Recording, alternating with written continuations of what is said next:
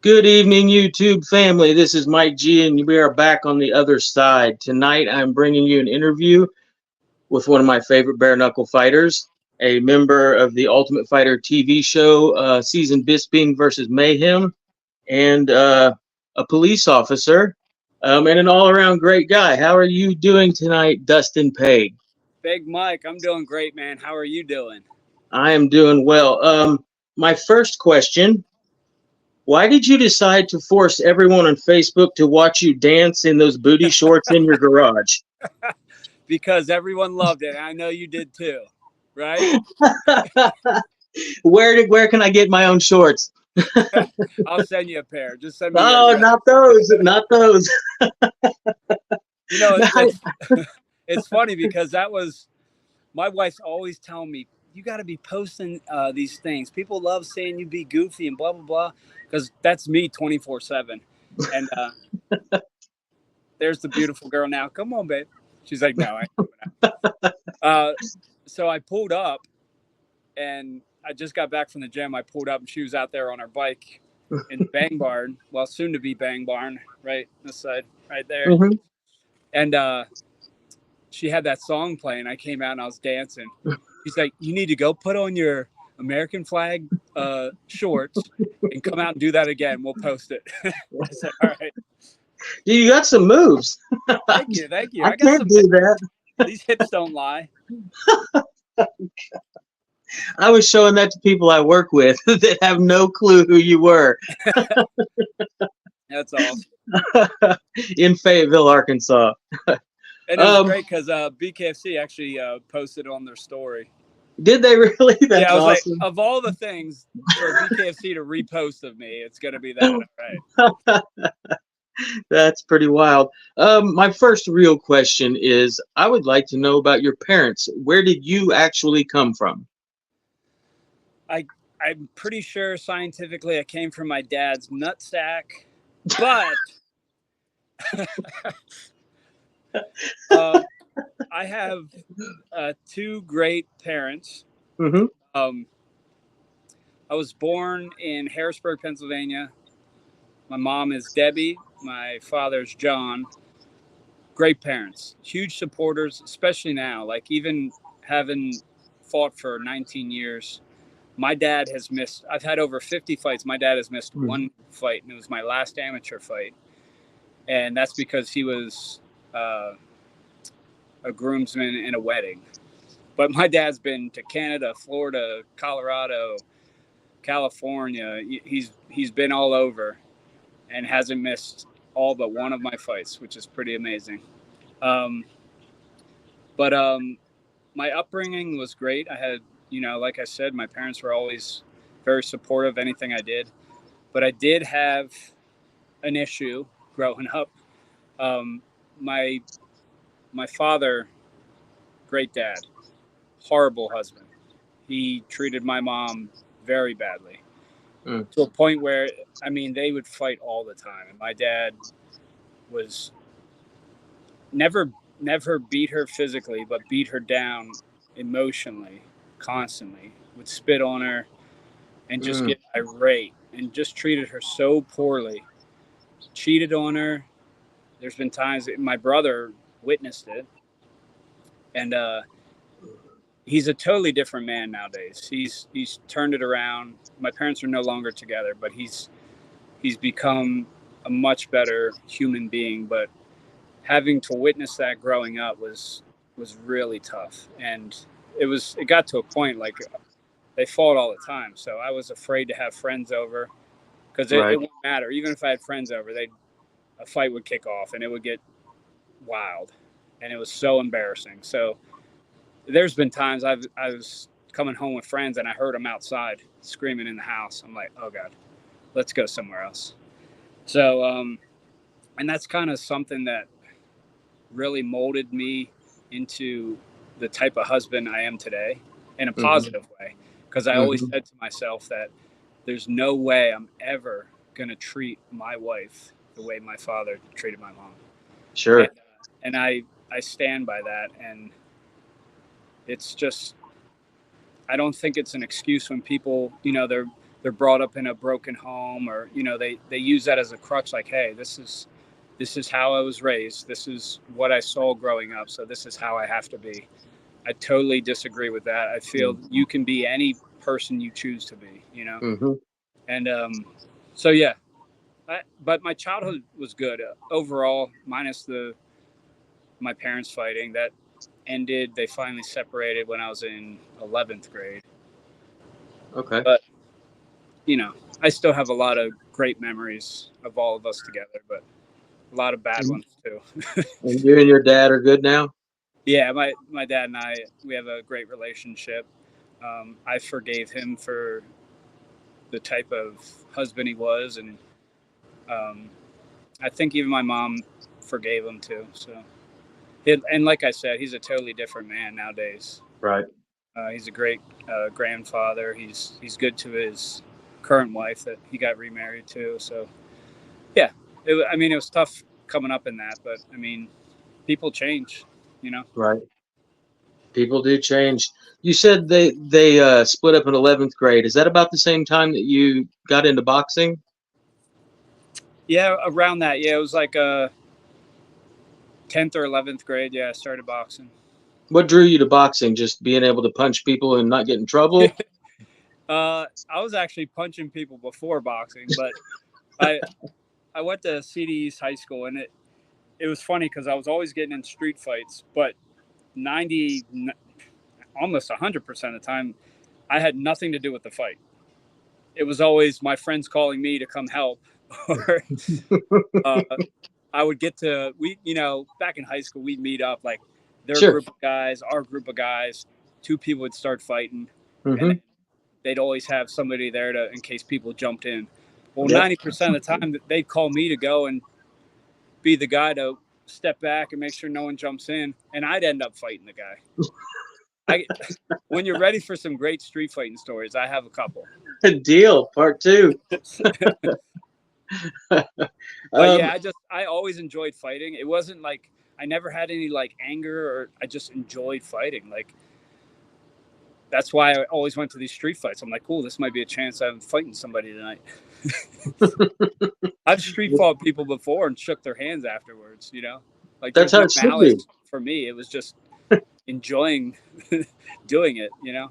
Yeah. Yeah. I wish it's like at the end of the movie Friday. I wish it was just these. You know what I mean? Yeah. It's not like that anymore. Oh, definitely not, man. How do you transition from a 15-year-old up and coming boxer to someone who wants to train MMA? Oh, that's a great story. So this will date myself a little bit. Me and my buddy Chris, I was actually 16 at the time, and we went to Blockbuster. Remember those? And we I walked already into know a where you're going Blockbuster. with this. I have a very similar story. So we're going through Blockbuster looking for a movie for the night, and I see this UFC DVD, which I never knew about UFC before Hmm. this night. I didn't know MMA existed. I probably would have been in a lot sooner if I had. But I pick up this UFC DVD. I'm looking at the back cover and seeing the pictures of guys like getting kneed in the face and elbowed Hmm. and blood everywhere.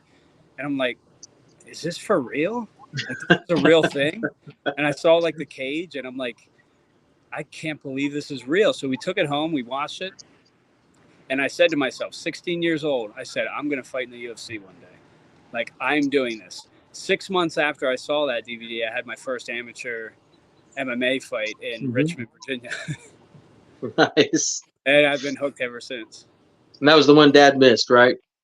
No, that was my last amateur fight. Okay. Yeah. So, Where did you start training? Where was your first, I guess, real gym you started training at? so it wasn't even a real gym when I first started training. So as soon as I wanted to do this, I'm like, all right, I got to find an MMA school. I got to find a jiu-jitsu school, something. There was Hmm. nothing around the area back then. That was, 2003 or something. It wasn't like nowadays there's a jiu-jitsu gym or wrestling Yeah. club, boxing, fighting gym at every corner. There was nothing around. So I found out through a friend that he did jujitsu with Steve Blackman. Remember him? If you're a wrestling That fan, sounds familiar. Yeah. he was the Yep. Lethal Weapon. Yeah. Had a little short, dark beard. Yep, yeah, Yep. with the kendo sticks or whatever. So Yeah. he trained jujitsu. I mean, he wasn't anything crazy in jiu-jitsu, but he had the background, and he's Hmm. pretty knowledgeable in the sport. And my friend that knew that he did it hit me up, and I found out that he was training people in Strawberry Square in Harrisburg. So ended up getting his number and said, hey, would I be able to train with you? And it just started from there. He started teaching me some ground game, and then he eventually started at MMA school because he started getting more people interested. So yeah, that's where it all started. Steve Blackman MMA Fighting System, I think it was called back then. Nice. So I got to a point where I was helping him train people, and I had a few fights under my belt. It just stuck around. I just kept fighting, traveling to different gyms, and yeah. How does that turn into the Ultimate Fighter reality TV show? So man, that was such a crazy experience. So at the time, I was 10-4 as a pro. And I was a huge fan of the Ultimate Fighter. I used to watch every season. I was like, man, it would be so great to get on this. So I went and I did the tryout in Newark, New Jersey. Mm-hmm. We drove all the way there, and like my poor girlfriend at the time, wife now, but we're like sitting in this car for hours, and we finally go into the hotel, and it's like this. If you don't know anything about them, it's just like chaos. There's thousands of fighters in this giant hotel. I mean, they're sleeping on the hallways and waiting. So once you register, they give you this number, and then you're pretty much there all day long. We were there for like 9 hours because there's so many people, and they only bring in to the conference room like a certain amount at a time. So they would bring you into the room. It's a panel with Dana White, Sean Shelby, all the big guys. There's, TV producers from Spike TV at the time. And so they call your number in. The one stage was you were hitting focus mitts with somebody, and the panel of judges were just watching you hit mitts. Mm-hmm. So I had my buddy hold mitts for me. So we did that. And then the second part, they match you up with another number, and you grapple in front of them. So I got Ian McCall, he's a great fighter, great grappler. Tachi Palace Fights champion. Yeah, dude. So lucky draw for me. Yeah. He whipped on this like flying triangle, like super fast, and he had me in the triangle. I'm like, I ain't tapping out. So I pick him up. And I start walking him over to the panel of judges just to make a statement. And they're all like, no slams. They thought I was gonna like slam them. I was like, all right, and I just kind of like eased them down to the ground. Right. And then the final part, so they start like selecting people to move forward. And then later in the day, you get called into a room with a bunch of cameras on you. It's a big circle table. And they just see if you're TV worthy. They just ask you goofy questions. Just try to see how you react, if you get mad, if you make jokes or whatever. I don't even remember some of the questions. It was so random, off the wall stuff, just to see how you react. I think I did some kind of impersonation of Will Ferrell from some movie or something to try to stand out. It was stupid. I'm sure they're like, oh, this guy. So anyways, a couple months go past. Didn't hear anything. And then I'm working, this is when I was living in Northern Virginia. I'm working at Booz Allen Hamilton. It's a consulting firm. It was a decent job for me. I was like, man, that's a great job. And I get a call from this California number. And I pick it up. He's like, hey, man, this is Gary DeFranco from Spike TV, The Ultimate Fighter. I'm the senior producer, whatever he was. I thought it was my friends messing with me. I was like, yeah, okay, man. And I hung up. So he calls back. Same number calls back. He's like, hey, Dustin, Gary DeFranco again. Please don't hang up. This is not a joke. If you hang up, I'm going to move on to the next guy. I was like, oh, okay. He's like, you made it to the second phase of selection on The Ultimate Fighter. Are you still interested? I'm like, absolutely. He's like, all right, got my email you all the information. So I'm like freaking out, man. I'm like, oh my gosh, it's happening. So I get all this information. They fly you out to Vegas. You do all this testing, like brain scan, make sure you're not on any drugs, a ton of testing. And then, which I wasn't prepared for this, you get into another interview room with more people, more cameras, super nerve wracking. And it was the same thing. They kind of go over your record and who you fought. And they discuss a few things about fighting, but then it's all random stuff. And I think I nailed it with this one. So I was wearing like this, I don't know, colorful button-up shirt. And the one one of the senior producers, he's like, hey man, quick question. Based on your shirt, you look gay. Are you gay? And I said, no, but I'm pretty sure that guy is. And I pointed to one of the dudes and they died laughing. They're like, oh my God, he actually is gay. So I must have pointed at the perfect guy. And then to seal the deal, when they're like, all right, Dustin, I think that's all we got for you, man. Thanks. We'll be in contact if you make it through. So I get up to leave. I'm like, I was thanking everybody. I unbuttoned my shirt, took it off, and threw it to the gay guy. Yeah, that's hilarious. And then I get a call, I don't know, a month or so after that, and said I was selected to go on if I still wanted to do it. So I quit my job. I was supposed to, the date that they were flying me out, I was getting married 6 days before that, so we canceled the honeymoon. And I was in school online at the time, so I withdrew from school.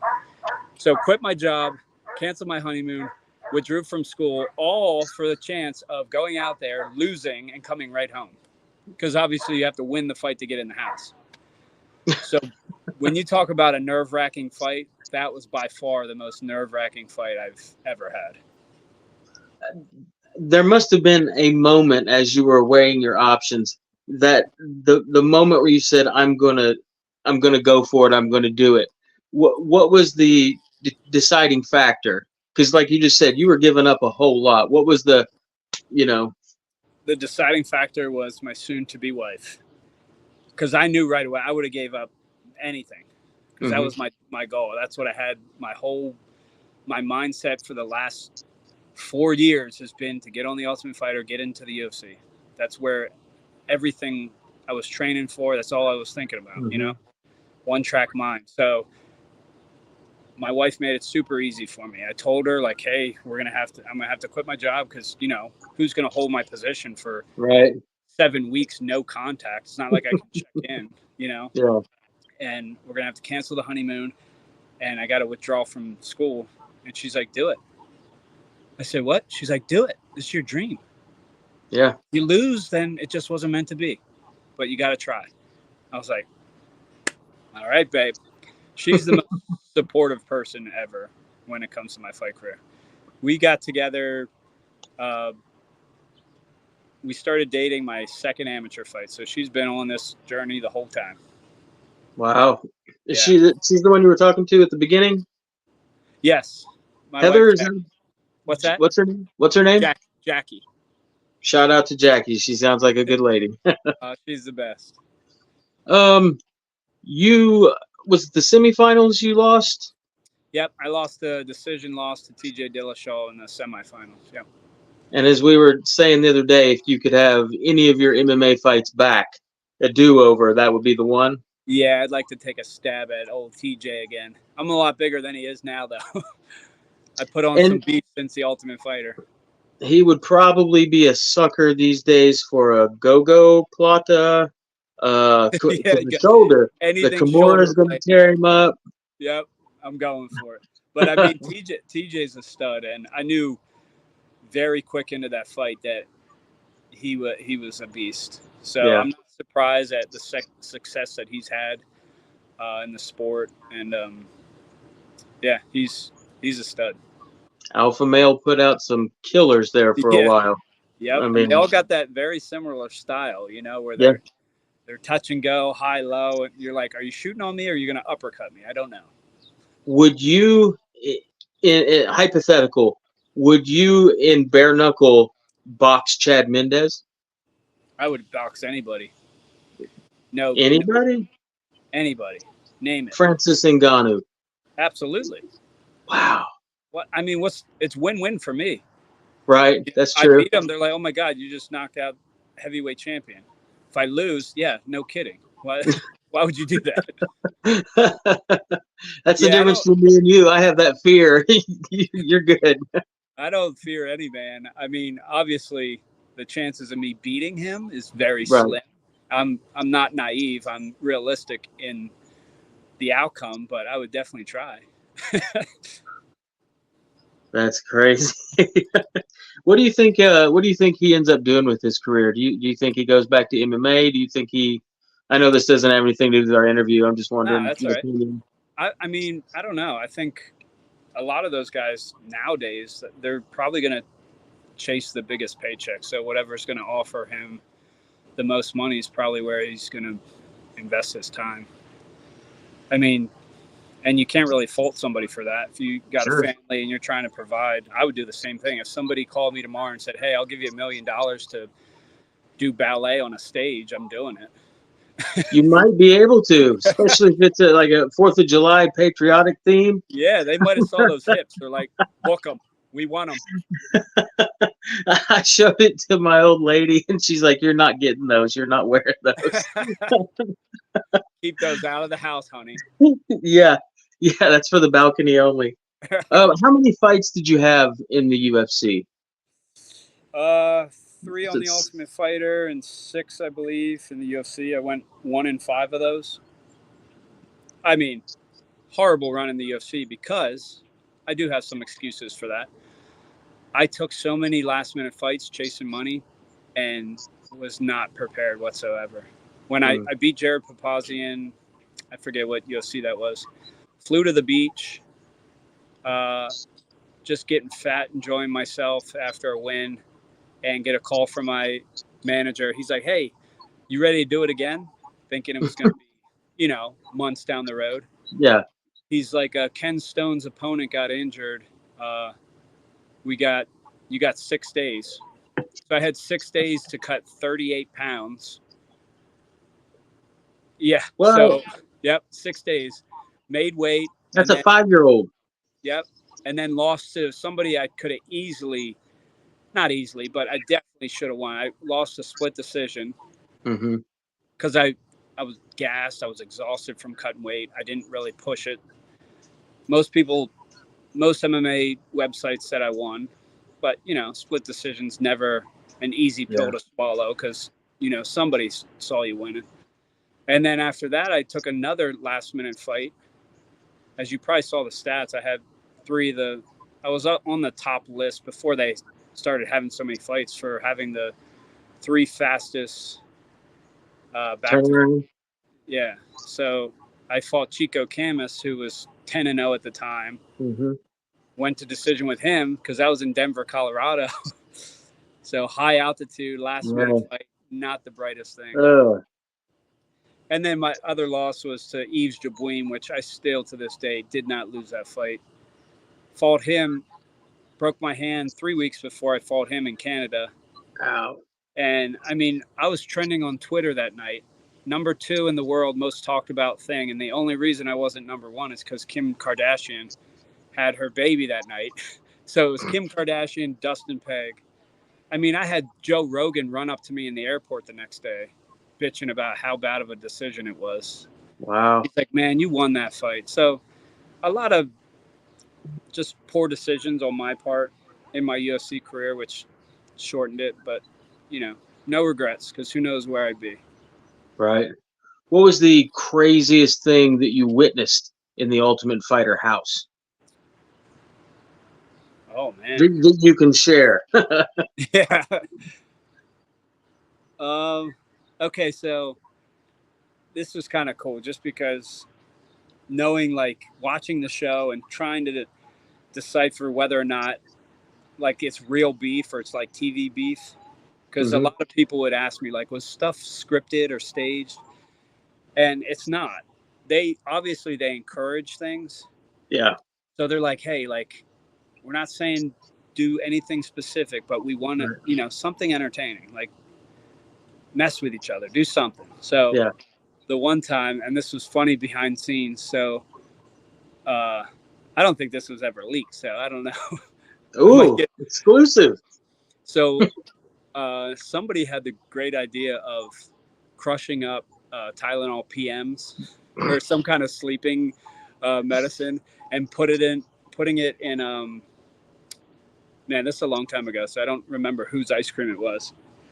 But another Maybe fight. it's best you don't say names. There's a statute of limitations on certain Yeah, things. for real. I'll keep the names out of it. But There you go. so an alleged person was crushing up these There sleeping we go. to put in another alleged person's ice cream bowl. So they got away with it. We were sneaky enough to like distract him, and then mix it up. And then all of a sudden, because they're always watching, you know, that you're mic'd up 24/7. Sure. They got camera crews all through the night, hidden cameras everywhere. So they didn't mess up the scene completely. They had two guys come in, and they're like waving us over. So we go over, and he's like, "Hey, you got to get rid of that ice cream bowl. Be discreet about it, but he can't ingest that. We don't know how he's going to react to it. You know, allergies, whatever." That's assault. Yeah, like we could have got, and it would have been all filmed.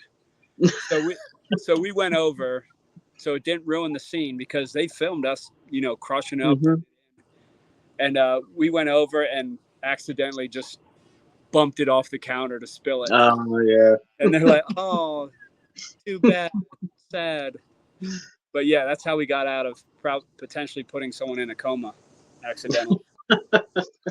You know, you mentioned that it's not scripted, but they, kind of encourage certain behaviors. I always thought it was funny that Dana, uh, the show would get mad at guys for getting hammered drunk. I don't think the guys are the ones bringing the cases of alcohol into the house. I'm assuming those bottles are supplied. Oh, they stock the fridge. They make sure that thing is stocked 24/7. And it's, I mean, some of the guys, I didn't have one drop of alcohol that whole show. I was there for a mission. I was focused, and I wanted to. If you watch my season, I wanted to be an example to my kids. I wanted to be something that they could show their friends down the road and be proud of, and not a stupid, sloppy drunk that's cursing and, you know, causing petty drama. Like, Yeah. those guys have to look back on that like, oh wow, that's embarrassing. You know what I mean? Let me bang, bro. Yeah, like prime example. I mean, come on. If my kids saw me acting like that, I'd be so embarrassed. Yeah, I'm actually proud of how far Julian Lane has come Yeah. from the Ultimate Fighter. I never mean, thought we'd see him again. That made him pretty viral with that "Let Me Bang Bro" scene. I could watch it over and over and over. I just saw it the other day pop up on, you know, like a suggested video, and I watched it. I Yeah. was like, oh my gosh, dude, what were you thinking? Now, the reason you stopped, I guess, fighting in the UFC, did you have any MMA fights after the UFC? Yeah, I had a few like local Eastern promotionals, but dude, my heart was out of it. It's like, you know, playing football in the NFL and then going to like a old man flag league or something. Like, Sure. my heart wasn't in MMA anymore after that, and I probably could have strung some wins together and got signed again. But my wife and I think we had 2 kids at the time, and I was always looking for excuses out of training to spend time with the family, and I lost to people I should never have lost to because I just wasn't training. My heart wasn't in it. You know, I wanted to Your be home back with my wasn't kids. in it either, was it? No, exactly. Yeah, you had some pretty serious back issues, didn't you? Oh yeah, I had. That was another issue in some of my UFC fights. I had multiple herniations in my lumbar, and it just got to a point where surgery was the only option. They tried physical therapy. I kept losing. I had so much atrophy on my right leg. It was literally, if you blocked the top part of my body and just looked at these 2 legs, they look like 2 different people's legs. Wow. And my foot started dragging.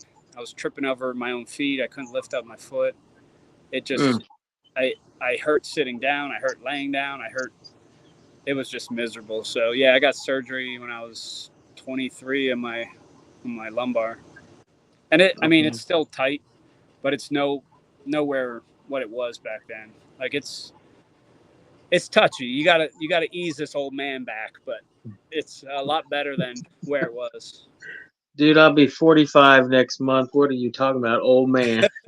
Well, I bet you my body's older than you, though. I told you about my background, right? Yeah, that's true. Maybe not. We might be on the same page. I used chemicals to beat my body up. All right, touche. You were smarter about it. You at least had insurance for the injuries afterwards. Yeah, there you go. I wanted to talk about your faith. You have forgiven across your chest. Tell us about your faith and how much that has played a part in your career and your life. Absolutely, man. I'm absolutely a Christian. I believe in the Bible. I believe Jesus died for my sins, and I am forgiven. I'm a screw up, like everyone else. I mess up daily, but God's mercy and His grace, I feel that I'm forgiven, and that's where the disciple came around. That was early on fight name back when I first started training. I was telling you about that. My buddy Logan, who was atheist at the time. I haven't talked to him in a long time, so I won't say that he is now. Could be different, but we would always get in like discussions and like arguments, like with my faith and him not being a believer. Right. But the one day he's like, I think it was before my first amateur fight. He's like, we got to come up with a fight name for you. I was like, I can't pick it myself. That's corny. You got to come up with it. He's like, what about the disciple? I was like, Logan, Mr. Atheist, you're calling me a disciple. He's like, well, it just fits. You're a Christian, Right. Like, this is great. Jesus's disciples, it kind of has two meanings. His disciples were always wanting to learn and grow and evolve and become better people, which is what I want to do. Spiritually, I always want to better myself, honor God with my choices, be a better husband, be a better father, constantly grow in those areas, but also in the fight game. I want to always want to get better and better, never be complacent and be happy with where I am. So kind of has two meanings, and now I am the disciple. And I don't know if you remember, I thought you had disciple across your chest, and you corrected me. Did you go on Wikipedia? Because I have gone back on Wikipedia since that conversation, and it has been changed, and it is now correct. It says No forgiven. way. Yes. Isn't that was weird? just like 2 days ago. Yes. Look it up when we're done. I promise. I thought so. It was weird. Are you sure you read it right? It doesn't say anything about your early nickname, the disciple, anywhere on there except for where it showed the nickname. That's the only thing that looks different. Wow, they're listening to us. Well, isn't Wikipedia set up to where if you or I see a mistake, we can correct it? Yeah. I think you can submit things and like, oh, this is inaccurate, and you have to show proof or something. I don't know.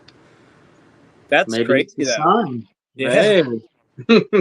A blessed interview. Yeah. Which I can't remember what you told me. Which happened first, police officer or bare knuckle? Bare knuckle. Kind of. I was pretty close. I was a sheriff deputy at the That's time right. of bare knuckle. And then one of my biggest scares with going to a police department, because I had to get all kinds of approval at the sheriff's office for that to happen. And police departments around here, it's pretty strict on, outside other ways of employment. You got to get approval for it. And something like that too. I'm like, oh, there's no chief that's ever going to allow this. And I talked to my chief. He's a huge fight fan. He's like, absolutely, do it. And not only does he allow me to do it, but he comes to my fights. Him and his wife. Does he hit you up for tickets? What's that? Does he hit you up for tickets? Nope. He's got money. He just books these beautiful hotels, gets the flight, and That's he's awesome. always in the stands. So that's a huge blessing to have a chief that not only allows me to do it, but is a fan of Sure. me and supports me. So Yeah. How did you? What made you get into law enforcement in the first place? I don't remember. It was funny because I always said to myself, like, after I'm done fighting, I'm going to be a cop. Like, that was just always something I was passionate about. I thought it was cool I always enjoyed watching cops. I enjoyed, I had a few family members that were police officers, and I just admired what they did. And I just thought it would be an awesome kind of almost like a fallback for me after my fight career. Never did I expect that I'd be doing both at the same time. That's pretty wild. Yeah.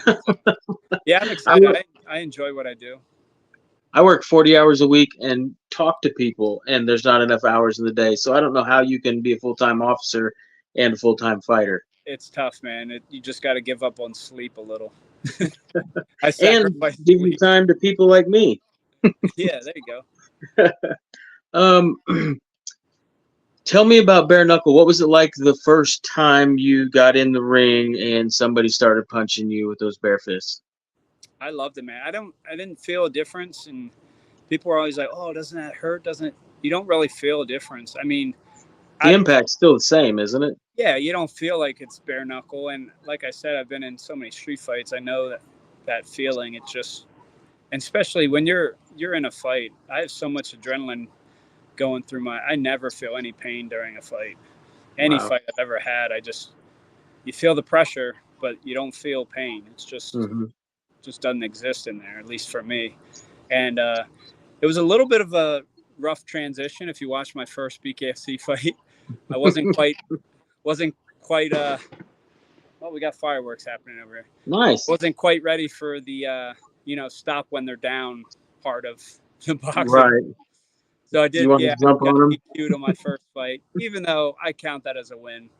Even my opponent wanted, me to have that because I just outclassed him and TKO'd him in under a minute and just nicked his forehead when his knee was down. Come on. Are you in BKFC to become the champion of the bantamweight division, or are you there just to fight? I want to be the champ of the welterweight. Don't put me down in that lower weight class anymore. Was that MMA? Yeah, that was MMA. Okay, I'm sorry. I ain't going there again, man. I don't have that in me. Okay, that's right. MMA was lightweight first, featherweight, then bantamweight. Yep. That's what I had. Okay. Yep. So I'm at welterweight bad, now. Yeah, don't put me down at 135. I'd have to cut a leg off.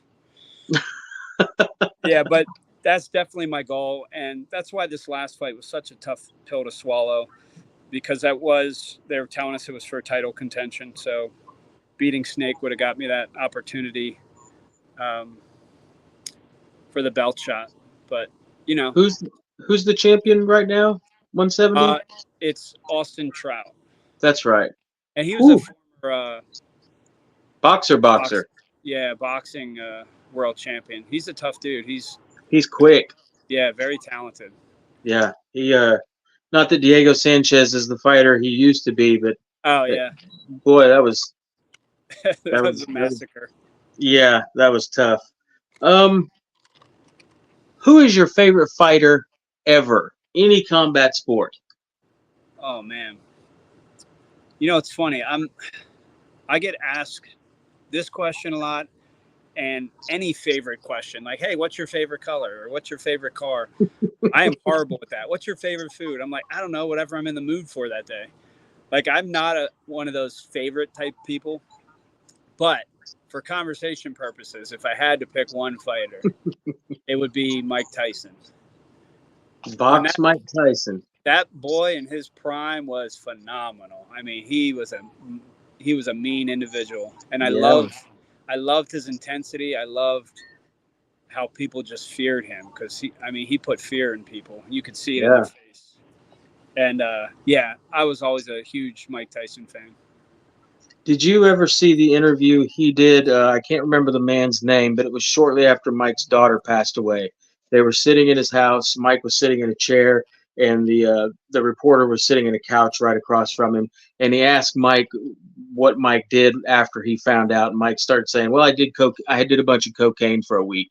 And then he goes into talking about going to the hospital where his daughter's body was, and it was in a part of the hospital where there were other parents who had children who were dying or recently just passed away, and he wouldn't let himself show any emotion because he felt like it would be disrespectful to the other people there. And by the time he gets done with this story, his eyes are all welled up with tears, and he stops mid sentence and his face changes and goes blank. And he looks at the guy and he says, "You have to leave now. You understand, right?" And the guy's just kind of like, Oh, "Huh?" And he geez. goes, "Thank you for your time. You need to go."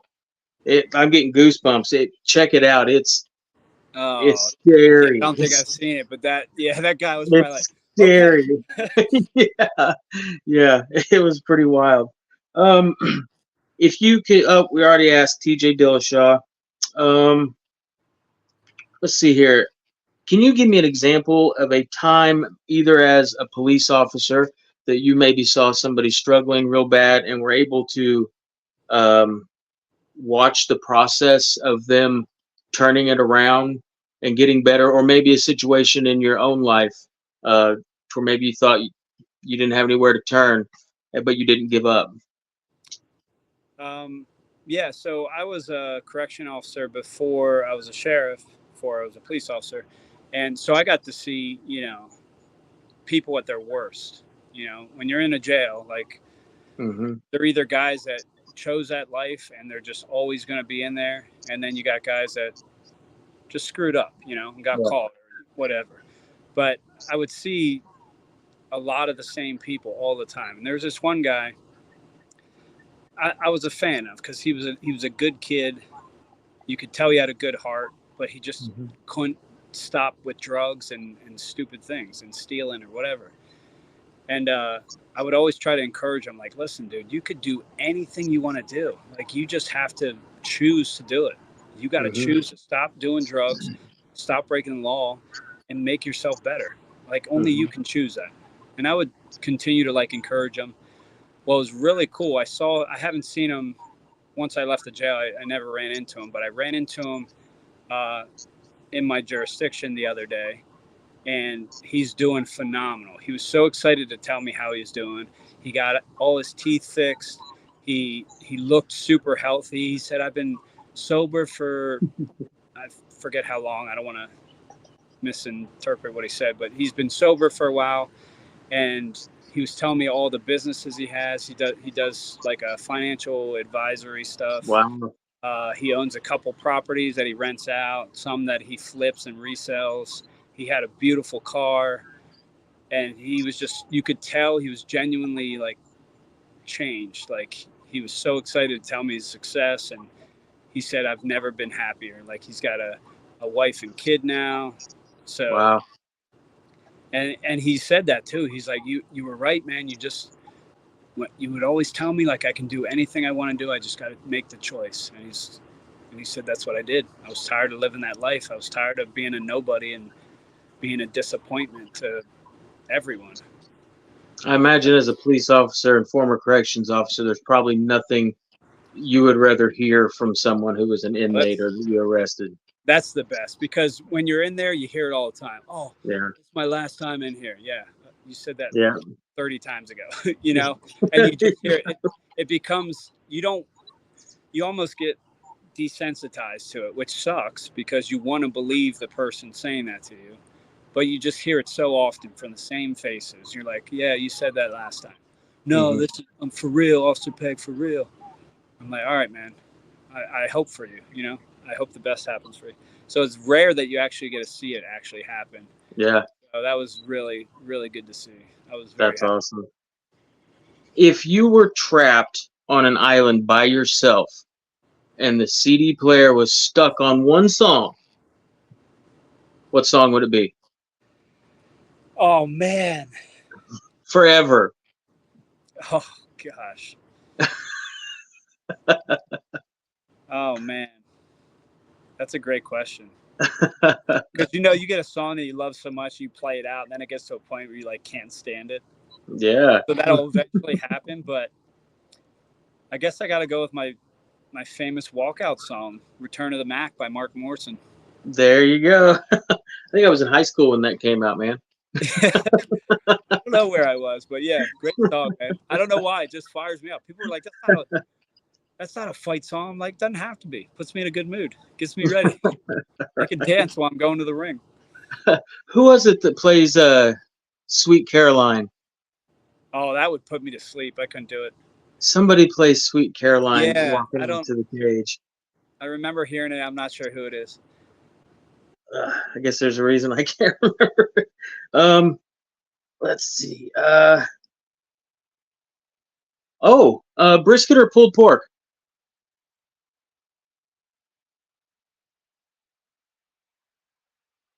Where'd you go? You hear me? Yeah, there you are. Okay, you can't. I lost you at the most important question of the night. But yeah, brisket or pulled pork? Absolutely, brisket. Nice. Burn ends or just regular sliced, or do you like chopped? Oh man, geez, now we're getting serious, dude. I just Yeah. like meat. Give me the meat. However you want to make that brisket, I'll take it. Right on. Do you have a preference as far as what wood is used in the smoke? Sorry, I'm getting real close here. You're all right. All right. Oh, cool. Are you a hickory, mesquite, pecan, oak? What kind of wood do you want it smoked in? Are you a meat smoker? I am a pit master. That's what I do. Geez, it sounds like you are, because I don't even know half the stuff you just named. How about you just make me like a smorgasbord of different smoked meats, and then I'll pick. I work for a world champion winning barbecue restaurant, multiple time world champion. That's what I do. I play with pork and brisket and chicken and turkey and sausage all day long. Oh man, do you bring that home to your wife? Oh yeah. Oh, I bet she loves it. She's like, "Don't ever leave this job, honey." My car smells like smoked meat. I right now smell like smoked meat. Probably my bed smells. Yeah, That's a it's great awesome. smell. That's a great smell, though. It's awesome. Let's see. I think I've got one more question. Maybe not. I think I asked all the questions. What can friends of yours, fans of yours, people that love watching you fight, what can they do to stay close and follow you, keep up with what you're doing? I'm trying to be active as much as possible. My wife keeps on me. Instagram and Facebook is basically the platforms I use. So search me up at Dustin Peg, and you'll see me there dancing with my American Speedo. Dude, have you taken dancing lessons? Because you didn't just jump out of that car and try those moves for the first time on that video. That was all just me being me. No dance lessons, and it was different than the dance that my wife didn't film when I popped out before. That was just straight feeling the music, letting the music move my hips. There you go. Well, if you ever decide you don't want to protect and serve anymore, I think you could probably pop, lock, and drop it for a living. That might be my second backup plan. 3 jobs? What's your favorite YouTube channel? It's probably The Other Side with Mike G. That's a good one. I've heard good things about it. He's a great man. I love him. He's trying to be every day. Good for you, bud. Dustin, I want to say thank you very much. I don't have any more questions for you. I really appreciate you spending this hour on your holiday weekend talking to a guy in Arkansas. Thank you very much, sir. Dude, it's my pleasure. I'm a big fan, Mike. You keep doing. Oh, there it goes, Mike. Oh, it happened. Yes. Dude, good timing. How's that view? That's awesome. All right, I'll hold it here. For all you that are watching, I said that might happen. I didn't know how much battery life was in this stand, and there we go. It almost made it the whole interview. The interview went full circle. No, but I'm a big fan, Mike. I appreciate what you're doing. I appreciate you having me on, and to hear where you were and where you are today is very inspiring. And it's something to be proud of. So I appreciate you, and I would love to have you on another time. absolutely, man. You tell me when, and I'll be there. Maybe after your next fight. Yeah, Maybe we could do a little recap or something. All right, man. Have a good rest of your night, and wait. You froze up on me. Ooh. I hear you still. There you are. All right.